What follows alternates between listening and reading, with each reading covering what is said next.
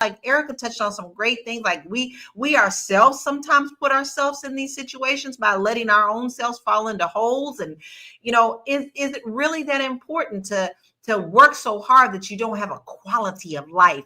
But let's check this out. Just read an article that pissed me off talking about polyworking. What the hell is that? It's just juggling multiple jobs to stay ahead of inflation. What pissed me off is the article tried to play both sides, giving pluses and minuses, when in reality it's just called being overworked. When I started my professional career in my early 20s, it was enough to live a very comfortable life. That's not the case anymore. I'm damn sure not gonna let fancy phrasing of old terminology change my viewpoint on it. Because there are a lot of different types of currency, dollars and euros, assets that can be converted into currency. But there's really only one currency that matters to people. It's not dollars or gold or crypto or house. It's time. And the more time you have to do the things you love and enjoy, the happier you are as a person and a society. Being a billionaire and working every day, every hour of your life is meaningless. It really just feels like capitalism grasping for breath. Younger generations becoming increasingly skeptical of capitalism being able to succeed in any capacity. Now it's mixed direction terms to rephrase the conversation. Not buying it. I'll do anything to escape it. And leaving the US is the best option at this point.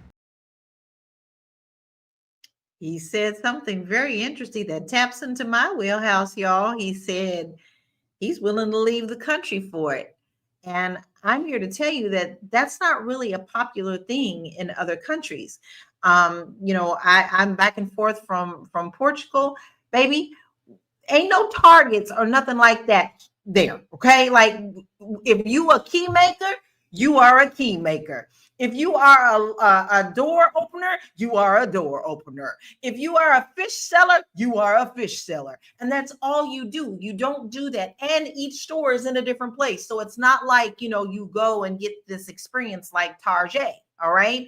So why do you think that it's so important for Americans to feel like they need to live this lifestyle? And I'm actually going to throw this to you, Aisha, because you have experience with multiple countries too. So I'd love to hear what your thoughts are on this.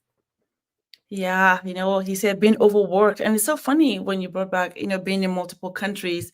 And it's so true. In a lot of ways, this phenomenon really is uniquely American or for the West. Because when immigrants come to a different country, they're coming for opportunity. That's the first thing in our mind, right? So when we come and they just want to do so much all at once. So then it's more tempting to have this job in the morning and then the other one in the evening because you're trying to, gather money so you can send back home.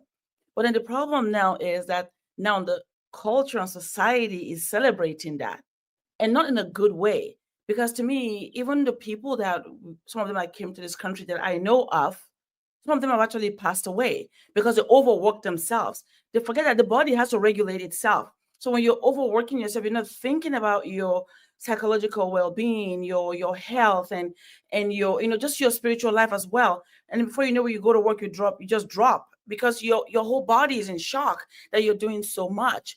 But I think it's a unique phenomenon that it's in the West because, again, immigrants come, they want to do well, they want to make money. Though people that live here have been living that way as well, but it makes it bigger because more people want to do it and they do it gladly. And so the companies think, oh, this is normal.